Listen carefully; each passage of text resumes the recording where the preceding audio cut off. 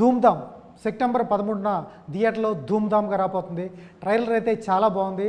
Comedy mark ఒక 40 నిమిషాల నుంచి 50 నిమిషాలు సెకండ్ హాఫ్లో హిలేరియస్ కామెడీ కనిపిస్తుంది. ట్రైలర్ చూస్తుంటే నాకు తెలిసి సినిమాలో కూడా అదే కామెడీ కంటిన్యూ అవుతుంది. ఎందుకంటే ఆ మార్క్ వాళ్ళు చూస్తుంటేనే తెలిసిపోతుంది. గోపిమోహన్ గారు అలాగే సీను వైట్ల గారి దగ్గర నుంచి వాళ్ళ ప్రోడక్టే వస్తుంది. అలాగే హీరో గారు ఎక్కడ ఉన్నారు, హీరోయిన్ అబ్బా ఉన్నారు. హాయ్ అండి, ఎలా ఉన్నారు సార్? ట్రైలర్ చూసాం, హిలేరియస్ కామెడీ. గోపిమోహన్ గారు రైటరు, ఆయన మార్క్ అయితే కనిపిస్తుంది ఆయన పాత సినిమాల దగ్గర నుంచి. ఎట్లా ఉండబోతుంది? ఎందుకంటే 13న ఇప్పటికైతే 2 సినిమాలు 3 సినిమాలు అనౌన్స్ చేశారు. తర్వాత వరుసగా ఒక 6-7 అనౌన్స్ చేస్తారు. చెన్నై వరుసగా లిస్ట్ ఉంటుంది, మీకు త్వరలో తెలుస్తూ ఉంటాయి. ఎట్లా ఉంటుంది ఇంత కాంపిటీషన్లో సినిమా వస్తుంది? తర్వాత మన సినిమా గురించి చెప్పుకోవాలంటే ఏంటి ఒక మెయిన్ యూఎస్పీ ఏంటి సినిమాలో ఆడియన్స్ రావాలి? ధూమ్ధామ్ యూఎస్పీ వచ్చి అవుట్ అండ్ అవుట్ ఎంటర్టైన్మెంట్ అండి. అంటే ఫ్యామిలీ, పిల్లలు అందరూ ఎవ్రీబడి చూసే ఆ టైప్ ఉన్న కంటెంట్ ఉన్న మూవీ అండి. అంటే పక్కన ఇంకే సినిమాలు వచ్చినాయంటే దేని దానికి ఉంటుంది అనుకోండి. దీంట్లో ఈ ఎంటర్టైన్మెంట్తో పాటు అండి అద్భుతమైన సాంగ్స్ ఉన్నాయండి. వినడానికి చాలా బాగుంటాయి, చూడడానికి కూడా కన్ను పండుగ ఉంటుందండి. మంచి పిక్చర్స్ చాలా బాగుంటుంది. ఇందాక ఇప్పుడు హిలేరియస్ కామెడీ, మంచి లవ్ రూమర్స్ అన్ని ఆల్ మిళితమైనటువంటి సబ్జెక్ట్ అండి. ఇటువంటి pattern of stories, love stories కానీ మధ్యలో కామెడీ కానీ ఇప్పుడు వరకు చాలా సినిమాలు వచ్చి ఉంటాయి కదా. ఏముంటుంది రెగ్యులర్గా మనం సీను వైట్ల గారి ప్యాటర్న్, ఒక ప్యాటర్న్ ఆ సినిమాలన్నీ ఒక ప్యాటర్న్లో వస్తూ ఉంటాయి. రెడీ కానీ డీ కానీ సార్ రాసినవే. ఒక ఇంట్లోకి వెళ్ళటం, ఇంట్లో మొత్తం గ్రూప్ మెంబర్స్ ఉంటారు, వాళ్ళ కామెడీ రన్ అవుతాం. ఇటువంటివేనా ఇంకేనా? కాదండి, అలాంటి ఇంట్లోకి వెళ్ళి అలాంటి ఏముండదండి. ఎంత ఫ్రెష్ లవ్ స్టోరీ అండి. ఫ్రెష్ లవ్ స్టోరీలో ఒక పెళ్లికి వెళ్ళినప్పుడు జరిగే బ్యాక్ డ్రాప్ అండి. అంతే, సెకండ్ హాఫ్ అంతా తప్పితే ఇంట్లోకి వెళ్ళి హీరో వెళ్ళి మేనేజ్ చేయాలంటుంది అటువంటిది ఏముండదండి. ఓకే సార్, ఏంటి 4 సినిమాలు, 4వ సినిమా ఇది బ్యాక్ టు బ్యాక్. ఎలా ఉంది సార్? చాలా ఎన్ని సంవత్సరాలు అయింది ఇండస్ట్రీకి వచ్చి? రోజులు మారాయి, గల్ఫ్ ఫస్ట్ ర్యాంక్ రాజు. ఏంటి గ్యాప్ తీసుకున్నారా లేకపోతే మీకే వస్తుందా? బేసిక్గా ఏంటంటే నాకు ఫస్ట్ ర్యాంక్ రాజు ఆల్మోస్ట్ జస్ట్ కోవిడ్ వచ్చే ముందు రిలీజ్ అయిందనమాట. సో అది అవ్వగానే లాక్డౌన్ పెట్టారు. సో లాక్డౌన్ మధ్యలో మన థియేటర్స్ అన్నీ క్లోజ్ అయిపోయినాయి. సో ఐదర్ లైక్ ఏదైనా ఓటీటీ కానీ లేదంటే వెబ్ ఫిల్మ్స్ కానీ అలాంటివి మాత్రమే నాకు ఉండే ఆప్షన్స్ ఉన్నాయన్నమాట.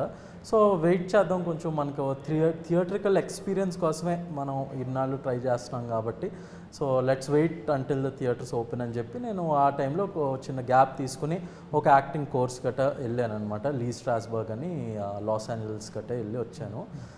Then once I came back last 2 years బట్టి ఈ ప్రాజెక్ట్ అవుతూ ఉందన్నమాట. కొంచెం గ్రాండ్ స్కేల్లో చేసాం. నంబర్ ఆఫ్ వర్కింగ్ డేస్ కానీ, ఫైట్స్ కానీ, అంటే ఫైట్స్ అంటే లైక్ చాలా భారీ ఎత్తున ఫైట్స్ ఏం కాదు, నార్మల్ ఒక ఫన్ ఎంటర్టైనింగ్ ఫైట్స్, బట్ ఆ గ్రాండ్యూర్ అవన్నీ కనిపించే ఫైట్స్ ఉన్నాయన్నమాట.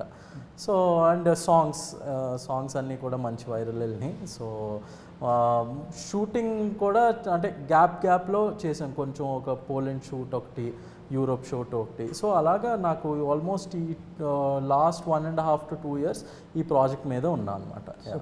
ఈ నాన్నగారినే ప్రొడ్యూసర్గా మారడానికి కారణం వేరే వాళ్ళ దగ్గర వద్దనుకున్నారా, రావట్లేదా? సో అంటే ఇది యాక్చువల్ నా ఫస్ట్ ప్రొడక్షన్ అనమాట. సో వేరే స్క్రిప్ట్స్ వచ్చినాయి, 100% వేరే ప్రొడ్యూసర్స్ కూడా వచ్చినాయి, బట్ ఆ స్కేల్ అనేది రాలేదు 100%. అది ఫ్రాంక్గా నాకు అంటే the scale that I wanted in. So నాకు అంతకుముందు ఫస్ట్ ర్యాంక్ రాజు చిన్న మూవీ, చిన్న ప్రాజెక్ట్, అది మంచి బ్రేక్ ఈవెన్ అయింది అన్ని విధాలుగా. ఓటీటీలో కూడా చాలా బాగా వెళ్ళింది, బట్ నాకు వచ్చేవన్నీ కూడా ఆ స్కేల్ ఆఫ్ మూవీసే వచ్చినాయి. బట్ ఇందులో ఏంటంటే నాకు కొంచెం నా పర్సనల్ లుక్ కానీ, నా డాన్సులు కానీ, లేదంటే ఆ సాంగ్స్ కానీ అవన్నీ కొంచెం గోపి సుందర్ గారిని పెట్టుకుని, గోపిమోహన్ గారిని కథ పెట్టుకుని, సో ఇది కొంచెం నా నార్మల్ మూవీ స్కేల్ కన్నా డబుల్ వేసుకోండి ఆల్మోస్ట్. సో ఆ డబుల్ ద ప్రొడక్షన్ చేయడానికి మాత్రం అంటే నాకే అంత మార్కెట్ లేనప్పుడు నేను వేరే వాళ్ళని అడగడం కానీ అదేమీ చేయదలుచుకోలేదు నేను బేసిక్గా. సో నాకు ఫస్ట్ ఇలాంటి ఒక కొంచెం మంచి స్కేల్ ఉన్న ప్రాజెక్టు మనం కొంచెం ఎలివేట్ చేసుకుందాం దీంట్లో అనేది ఒక చిన్న థాట్. అండ్ ప్లస్ ఒక లాంగ్ స్టాండింగ్ కామెడీ మూవీ కావాలి అని అనుకున్నాను ఫస్ట్ ఆఫ్ ఆల్. సో అది చెయ్యాలన్నా బడ్జెట్, ఆ స్పాన్ అదంతా కొంచెం ఎక్కువ అవుద్దని చెప్పి ఇదే మన ఫస్ట్ టైం నేను ప్రొడ్యూసర్గా ఇది చేసాను అనమాట, నేను ఫాదర్ కలిపి. అబ్బా, ఇప్పుడు వరకు నాకు తెలిసి కామెడీ టచ్ చేయలేదు కదా మీరు? Not really, but off screen I do a lot of comedy. Okay, ఎలా ఉంటుంది ఈ క్యారెక్టర్ ఇందులో? కామెడీ చేస్తారా? There are comedy shades because the whole film runs like comedy is a recurring theme throughout the film. So comedy shades unnai, and I love watching comedy films. I also think I'm very funny, so I think I managed. Okay. ఆ punches అవన్నీ అర్థమవుతుంటాయి మీకు? Punches ఏం లేదు. తెలుగు మొత్తం వచ్చు, తెలుగు అన్నీ వచ్చా? అన్నీ తెలుగు బాగా అర్థం చేసుకుంటాను.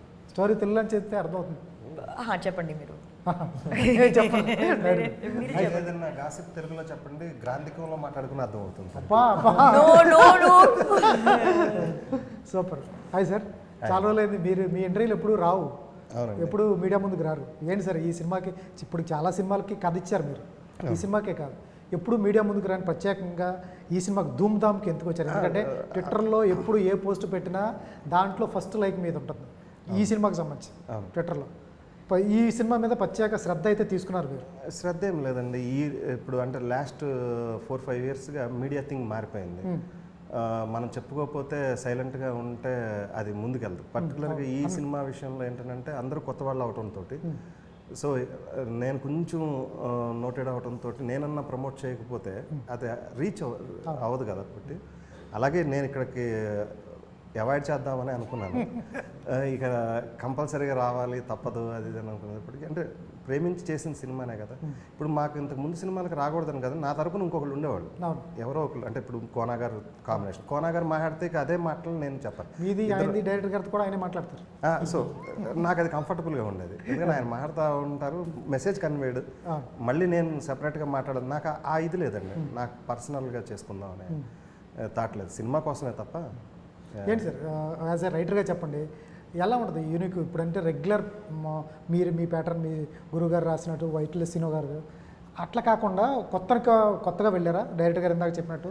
అంటే ఎందుకంటే మీ మీద ఒక నానుడు ఉంది సార్. ఎందుకంటే ఇందాక అనుకున్నట్టే రెడీగానే మీరు అన్నదానికి నేను చెప్తానండి సమాధానం.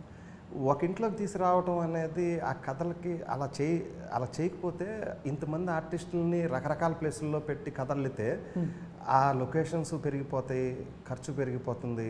అంటే ఇండైరెక్ట్గా మేము డిజైన్ చేస్తాం. డిజైన్ చేయటం అంటే ఇప్పుడు మాకు ఒక హీరోతో సినిమా చేసుకోవాలనుకున్నప్పుడు తన బడ్జెట్ పరిధి ఆలోచించి దాన్ని 3 times ఆర్టిస్టులను పెట్టి చేయాలి అని అంటే మనం కొన్ని లిమిటేషన్, అంటే కామెడీ పండటానికి కూడా. మీరు ఇక్కడ మేము చేసిందని కాదండి, మీరు రకరకాల కామెడీలు చూడండి. ఎక్కడ ఇప్పుడు వరకు ఇండస్ట్రీలో వచ్చిన కమల్ హాసన్ గారు చేసిన కామెడీలు కానీ అవన్నీ ఒక ప్లేస్కి వెళ్ళిన తర్వాత ఆ ప్లేస్లో జరుగుతుంది. లేకపోతే ఒక టూర్కి వెళ్ళో, ఒక ఇంటికో, లేకపోతే ఎక్కడో చోట. హిందీ కామెడీలు కూడా చాలా చూసుంటారు మీరు. రీజన్ ఏంటంటేనండి, మన సిచ్యువేషన్ క్రియేట్ చేయడానికి, క్యారెక్టర్లతో అటాచ్మెంట్ చేయడానికి కన్వీనియంట్గా ఉంటుందండి. దానికోసం తప్ప, అంటే నేను కామెడీ కోసమే కథను కూడా కొంచెం ఓకే వీళ్ళేంటి ఇట్లాగే ఒకే దగ్గర బంధించి చేస్తున్నారు అనే ఇది ఉన్న కామెంట్ ఉన్నా, మనం అసలు వాళ్ళని థింక్ చేయకుండా ఎంటర్టైన్ చేద్దాం, నవ్విద్దాం ఫుల్గా. అదే కాన్సెప్ట్ పెట్టుకుంటాం. క్యారెక్టర్ల మీద ఎక్కువ వర్క్ చేస్తామండి. సో ఒక్కొక్క క్యారెక్టర్ గురించి నేను ఒక 3 months కూర్చున్న సందర్భాలు కూడా ఉన్నాయండి. ఇప్పుడు ఇది కరోనా టైంలో ఆల్మోస్ట్ 1.5 year పాటు ఈ సెకండ్ హాఫ్ క్యారెక్టర్లన్నీ డిజైన్ చేయడం కోసం నేను, సాయి కిషోర్ గారు, హీరో, మేమందరం అంటే 100 అనుకుంటే మళ్ళీ దాంట్లో 30 పెడతానండి. ఎందుకంటే అన్నీ పండకపోవచ్చు. సో ఇది బాగుందన్న అంటే దాన్ని కంటిన్యూ చేయటం.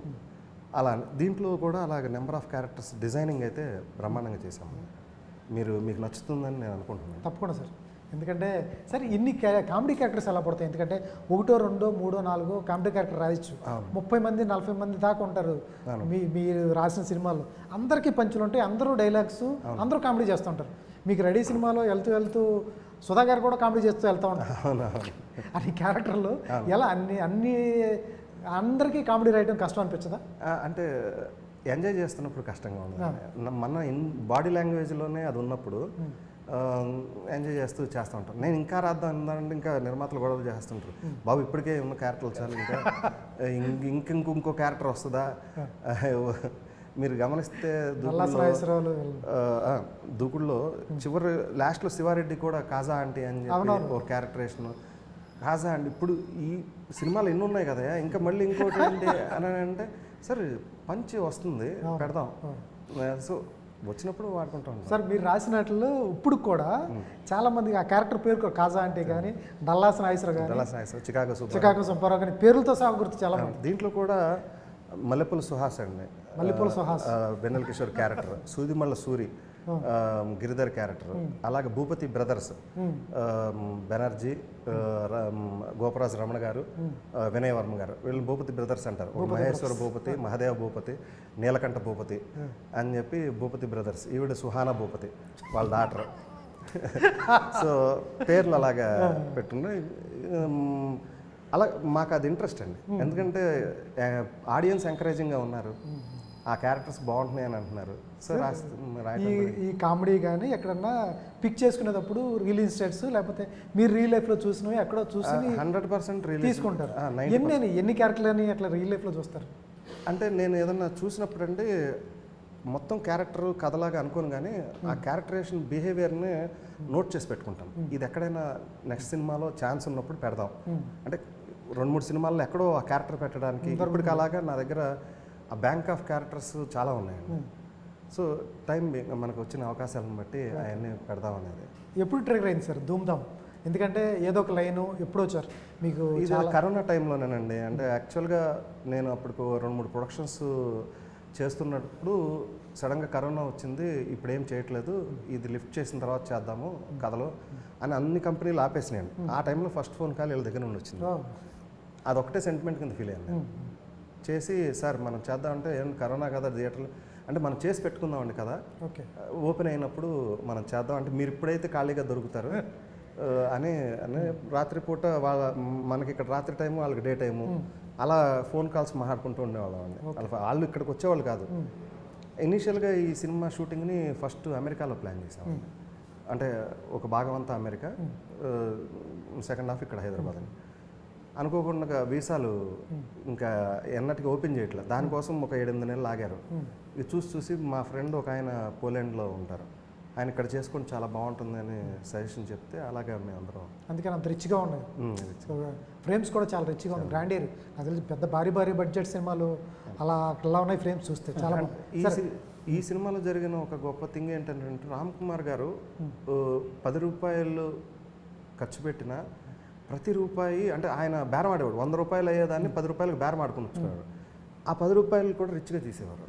సో అది ఆయన ఒక నిర్మాతగా గొప్ప ఇది అనిపించింది. మళ్ళీ ఎక్కడ కాంప్రమైజ్ కాలేదు, చీప్గా ఎక్కడ చేయలేదు. అందరు యూనిట్ అందరినీ బాగా చూసుకున్నారు. సార్ అలా బేరం ఆడే వాళ్ళు కరెక్ట్గా ఇస్తారు సార్. ఇస్తారు. రూపాయిది పావలాకి అడుగుతారు, పావలాకి ప్రాంప్ట్కి ఇచ్చేస్తారు. సార్ అన్నిటికంటే కష్టమైంది కామెడీ. అది హీరోతో చేయించాలి, హీరోయిన్తో చేయించాలి, ఆర్టిస్టులతో చేయించాలి, అన్నీ చేయించవచ్చు. యాక్షన్ చేయించడం ఈజీ ఏమో, కానీ కామెడీ చేయించడం కష్టం. ఎందుకంటే ఇన్బిల్ట్ వాళ్ళలో కూడా కామెడీ ఏదో హ్యూమర్ సెన్స్ ఉండాలి, లేకపోతే చల్లటం. ఎట్లా అనిపించింది చేతన్ కృష్ణతో కానీ హబ్బాతో కామెడీ చేయించడం? అంటే ఏం లేదు, మ్యాటర్ ఏంటంటే అండి, మెయిన్ కంటెంట్లో కామెడీ ఉందండి, డైలాగ్స్లో కామెడీ ఉందండి. సో దాన్ని మనం ఓన్ చేసుకుంటాం. సో ఆర్టిస్ట్ ఎలాగో బేసిక్ వాళ్ళు యాక్టింగ్ బాగా చేస్తారు కాబట్టి వాళ్ళతో నాకు పెద్దగా ఇబ్బంది అనిపించలేదండి.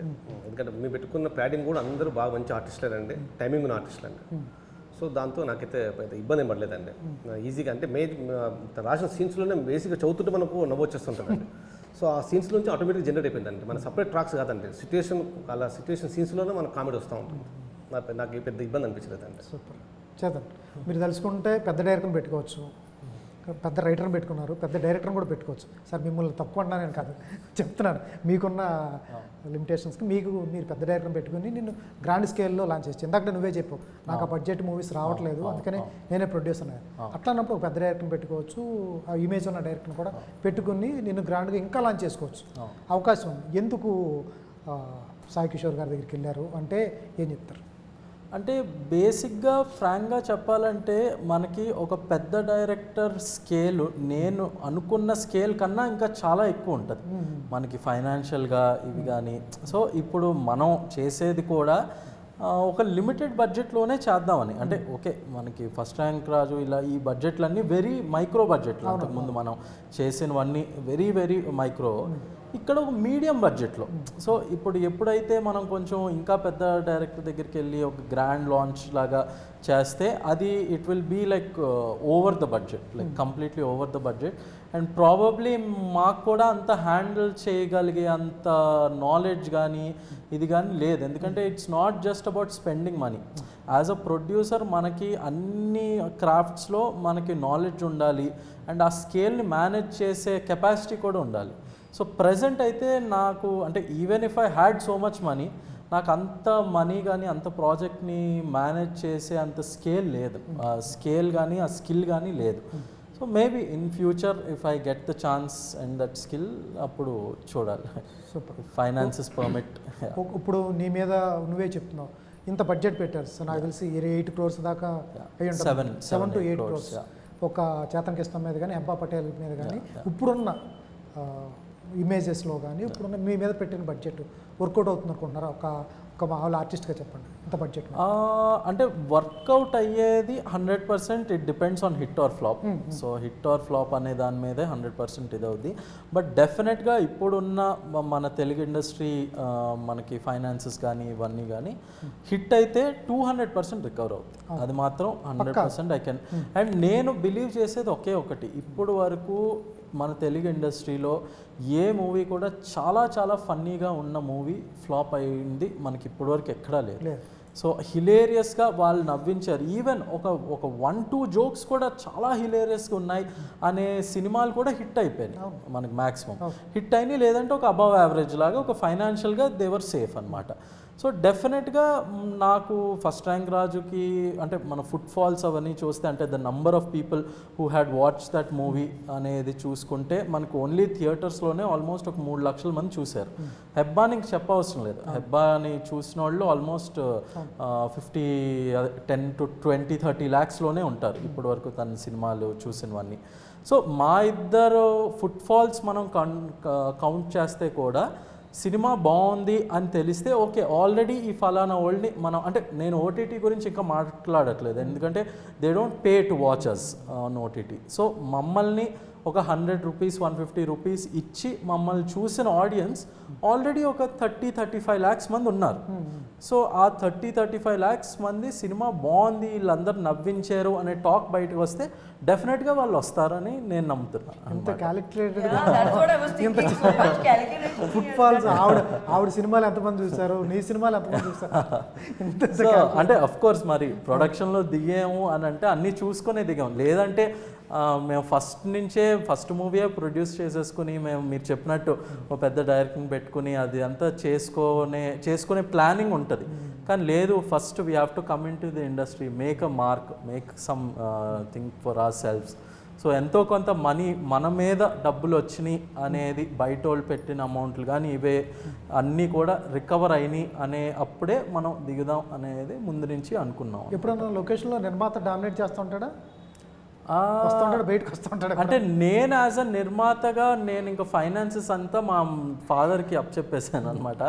సో ఇంకా ఫైనాన్షియల్గా నాకు ఇది అవ్వకండి, ఓవరాల్గా ఇంత బడ్జెట్ అని అనుకుని ఇంకా అవన్నీ ఇంకా ఆయనకి అప్పచెప్పాను. సో ఇంకా ఈ బార్గెనింగ్ ఇవన్నీ కూడా ఇన్ఫ్యాక్ట్ నాతోనే బార్గెన్ చేయాలి ఆయన, నాకు కావాలి హీరో కాదండి, బడ్జెట్లో తీద్దామని అంటాడు కానీ ఎక్స్పెన్సివ్ హీరోని.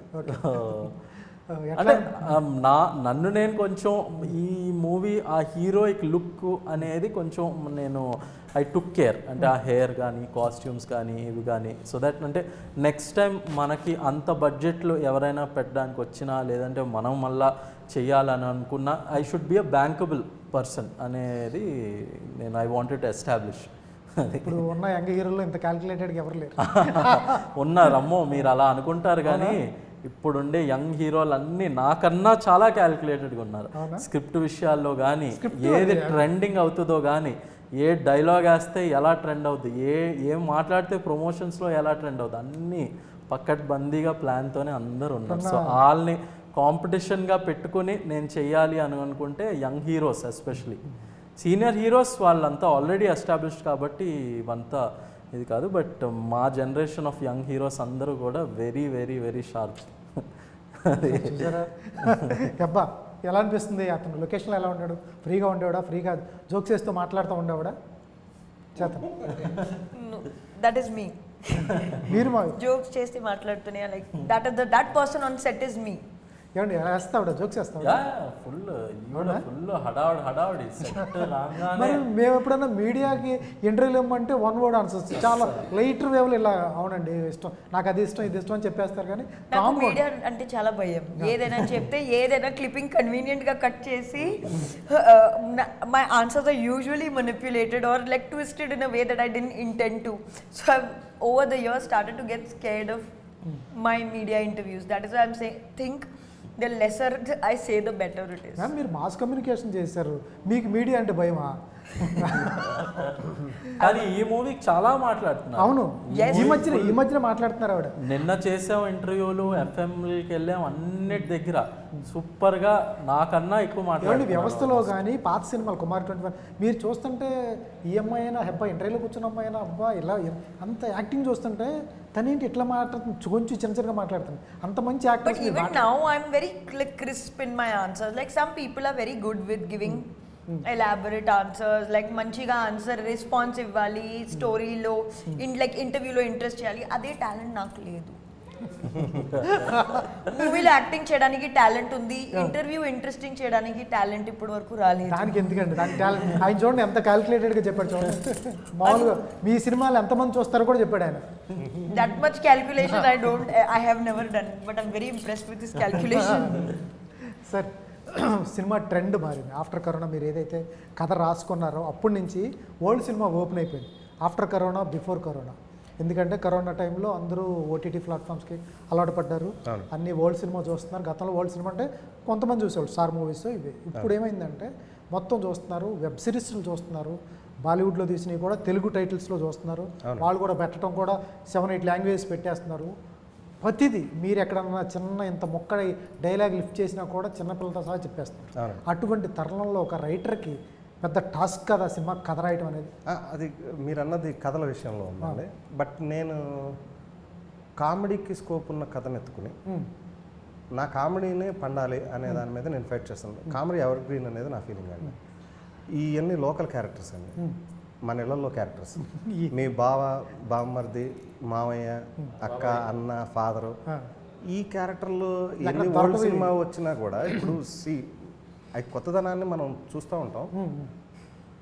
కానీ నేను ఎలా ఆలోచిస్తానంటే ఇప్పుడు మన తెలుగు ప్రేక్షకుల్లో మన ఇళ్లలో ఎలా ఉంటారు క్యారెక్టర్లు అలా పెడదాం. ఈ ఓల్డ్ కావు కదా ఎప్పటికీ. ఇప్పుడుకి మన ఇంటికి వెళ్తే మనం అసలు ఎప్పుడు ఓల్డ్ జోకులు వేసుకుంటూ ఉంటాం, ఫ్రెండ్స్తో జోక్స్ వేసుకుంటూ ఉంటాం.